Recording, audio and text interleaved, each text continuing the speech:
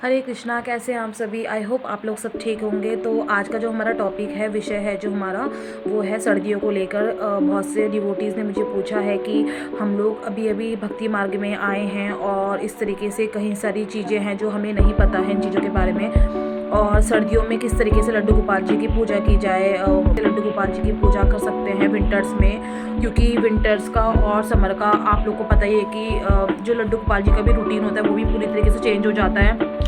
तो इस चीज़ को लेके, इस टॉपिक को लेके हम लोग आगे बढ़ते हैं और शुरुआत करते हैं इस टॉपिक की।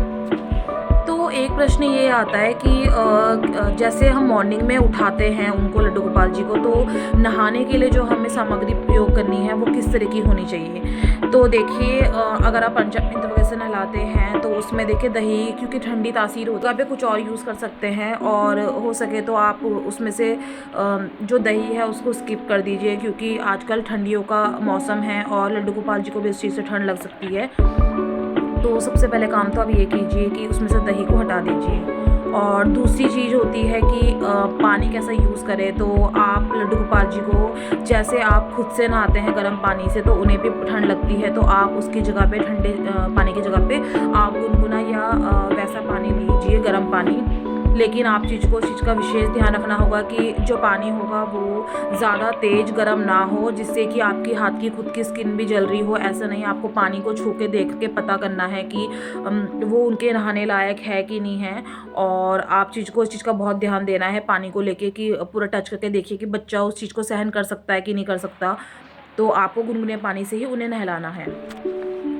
और फिर इस चीज़ को लेके आता है कि हम उन्हें वस्त्र कैसे पहनाएं। तो आप लोगों को भी पता ही है कि विंटर्स हैं तो उसमें लड्डू गोपाल जी सूती कपड़े तो पहनते नहीं हैं। तो इस तरीके से आपको भी उनके लिए जो वुलन के गर्म पोशाक होती है वो आपको लानी होती है। और लेकिन उसमें भी आप चीज़ को विशेष ध्यान रखना होता है कि जो वुलन आप लेके आए, या तो वो के कपड़े में हो या फिर एक सॉफ्ट वाला जो वुलन आता है, जैसे हम छोटे बच्चों को पहनाते हैं उस टाइप का वुलन आप लोग ला सकते हैं। क्योंकि जो कई तरह के वुलन आता है, जैसे खुरदुरा वुलन भी आता है, तो वो काफ़ी खुरदुरा सा होता है, रफनेस होती है उसके अंदर, तो वो बच्चे को नुकसान पहुंचा सकता है। इस तरीके से ही हम लड्डू गोपाल जी के लिए भी सेवा में करते हैं। तो उनका जो वस्त्र होते हैं वो पूरी तरीके से या तो वेलवेट के होने चाहिए, या फिर वो सॉफ्ट वाला जो ऊन का मटेरियल आता है वो होना चाहिए। उसमें आप लोग कोई भी वैसी सामग्री यूज़ ना करें जिससे उन्हें हर्ट हो या उनको परेशानी हो वेयर करने में। तो आप इन चीज़ों का विशेष ध्यान दें।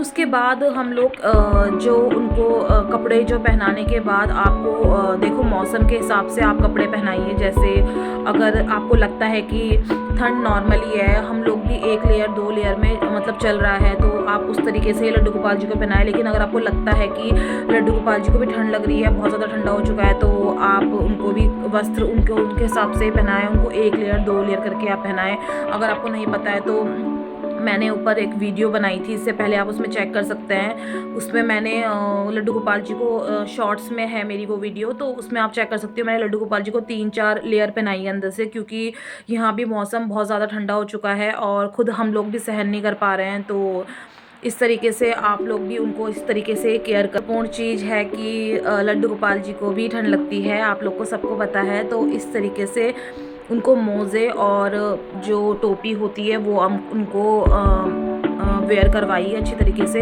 क्योंकि ठंड बहुत ज़्यादा बढ़ चुकी है और उनको मोज़े और टोपी पहनाना बहुत ज़रूरी है। उनको भी बहुत ठंड लगती है, तो इस वजह से ये विशेष ध्यान दें आप।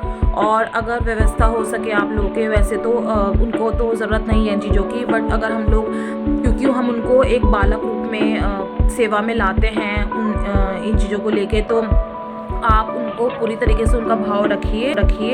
और अगर आपके यहाँ व्यवस्था हो तो उनके लिए ठंडियों में हीटर की व्यवस्था भी करिए। जैसे हम लोग गर्मियों में उनके लिए कूलर की व्यवस्था करते हैं, तो इस तरीके से आप हीटर की व्यवस्था भी करिए। और ऐसा विशेष नहीं है कि उन्हें बहुत ज़्यादा ठंड लगती है, उन्हें ठंड नहीं लगती है, लेकिन क्योंकि वो लड्डू गोपाल जी हैं, उनका जो स्वरूप है वो बालक के रूप में है, बहुत छोटे हैं, और हम उनको जो सेवा दे रहे हैं वो एक छोटे बालक के रूप में देते हैं। तो इस तरीके से उनको भी ठंड लगती है। तो आप अगर व्यवस्था हो तो उनके लिए हीटर की व्यवस्था ज़रूर करें। फिर आता है भोग। भोग सेवा कैसे करें। तो आपको पता ही है कि क्योंकि ठंडियाँ हैं तो आपको पता ही है कि जैसे आपको अपने स्वयं के लिए आपको गर्म खाना पसंद है और ऐसा करें दें उनको, और ना ही खुद खाएं जो जिससे स्वास्थ्य के लिए परेशानी करे और उसमें ठंड। तो आप भी उस तरीके से कीजिए जब आपको पता है कि जो चीज़ होती है उसमें तासीर जो हो उनकी वो गर्म हो, और इस तरीके से आप उनको भोग लगाइए, क्योंकि जो उनकी तासीर होगी वो गर्म होगी तो इस तरीके से ही वो ग्रहण करेंगे। और अगर आप इन चीज़ों में अगर आप उनको ठंडा भोग लगाते हैं या कुछ ऐसी चीज़ें होंगी तो उनसे उनकी तबीयत भी ख़राब हो सकती है। तो आप इन चीज़ों का विशेष ध्यान दें, खाने को लेके, भोग को लेके, और हो सके तो जिनकी तासीर गर्म हो आप उन्हीं चीज़ों का भोग उन्हें लगाएं। भोग के साथ साथ आप उनको जो पानी देते हैं वो भी आप थोड़ा गुनगुना करके दीजिए। और अगर आपको लगता है कि बहुत ज़्यादा गुनगुना मतलब बार बार नहीं कर पाएंगे तो आप एक बारी में पानी गर्म करके रख लीजिए, और जब वो ठंडा हो जाएगा तो आप उस चीज़ को भी उनको दे सकते हैं। तो मैं भी इस तरीके से उनको भोग लगाती हूँ, तो आप भी इन चीज़ों का विशेष ध्यान दें। उसके बाद अब हम आते हैं उनका शयन करने का जो स्थान होता है, जहाँ पे आप लड्डू गोपाल जी को रखते हैं, सुलाते हैं, जिनका शयन करने का स्थान होता है, आप वहाँ पे भी विशेष ध्यान दें। और वहाँ पे आप गरम जो वस्त्र होते हैं या कपड़े होते हैं आप उनको अच्छी तरीके से बिछाइए, उसके बाद ही उनको उसके ऊपर बिठाइए या फिर सुलाए। रात को भी अगर आपको उनको शयन करवाना है तो आप सुलाने के स्थान में भी आप अच्छी तरीके से ध्यान दीजिए, जहाँ पे लड्डू गोपाल जी शयन करते हैं, सोते हैं, तो उसके नीचे भी आपको प्रॉपर जो गरम वस्त्र होते हैं उनको उस तरीके से उनका भी बेड पूरा अच्छी तरीके से मेंटेन करिए, और उसके नीचे भी गरम वस्त्र का ही प्रयोग कीजिए, क्योंकि लड्डू गोपाल जी जो होते हैं वो भी ठंड लग सकती है। तो इस तरीके से आप उनके नीचे भी अच्छी तरीके से गरम वस्त्र के लेयर लगाइए। अच्छी तरीके से उनको लगाने के बाद ही उसके ऊपर सुलाइए, और उसके बाद उसके ऊपर जैसे हम रज़ाई लेते हैं तो लड्डू गोपाल जी की रज़ाई भी अवेलेबल है मार्केट्स में बहुत सारी, तो ऐसा कोई वो नहीं है, आप खुद से भी बना सकते हैं। और उनके ऊपर उनके गर्म वस्त्र ऊपर से उनको रज़ाई या कंबल ज़रूर दीजिए। इन चीज़ों का आप ध्यान दीजिए बहुत। और क्योंकि आजकल ठंडियाँ हैं, लंबी रातें होती हैं, तो आपको इन चीज़ों का भी ध्यान देना है कि सोते समय आप लड्डू गोपाल जी के लिए पानी और जो छोटी मोटी खाने की चीज़ें होती हैं उनको रात में सूखा भोग ज़रूर लगाएं, जिससे कि उनको रात में भूख लगे तो वो अपना ग्रहण कर लें। क्योंकि आप ठंडियों में सूखा भोग लगाइए, क्योंकि सूखा भोग ख़राब भी नहीं होता है और ठंडा भी नहीं होता है। जैसे आप ड्राई फ्रूट्स वगैरह लगा सकते हैं, मखाने भून के लगा दिए, या फिर इस तरीके से जो ड्राई फ्रूट्स होता है तो सूखा भोग उन्हें कहते हैं, आप वो चीज़ें उनको अवश्य लगाइए सोते समय। और फिर उसके बाद इन चीज़ों को ध्यान देने के बाद आप जब उन्हें मॉर्निंग में उठाएंगे तो आप उनको एकदम से रज़ाई से बाहर मत कीजिए। कम से कम थोड़ी देर उनको रज़ाई के अंदर या उनके जो कंबल है उनको बिठाने के बाद, उनको उठाने के बाद थोड़ी देर उनके ऊपर उड़ा के उन्हें थोड़ी देर के लिए बिठा दीजिए, क्योंकि एकदम से बाहर निकलेंगे तो ठंड लग जाएगी। तो इस तरीके से आप उठाने के बाद उनके ऊपर रज़ाई से उन्हें कवर करके ही बिठाइए थोड़ी देर तक। उसके बाद ही आप अपनी जो प्रक्रिया है, दिनचर्या है आपकी सुबह की, वो आप आराम कर सकते हैं।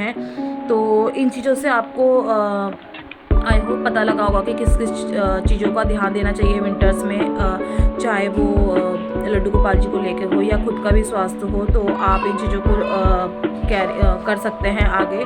और अगर आपको लगता है कि मेरी वीडियो आपके लिए हेल्पफुल रही है तो आई होप आप मेरी वीडियोस को लाइक और सब्सक्राइब करेंगे, और जाते जाते हरे कृष्णा राधे राधे कहना ना भूलें। तो मिलते हैं नेक्स्ट वीडियो में। हरे कृष्ण।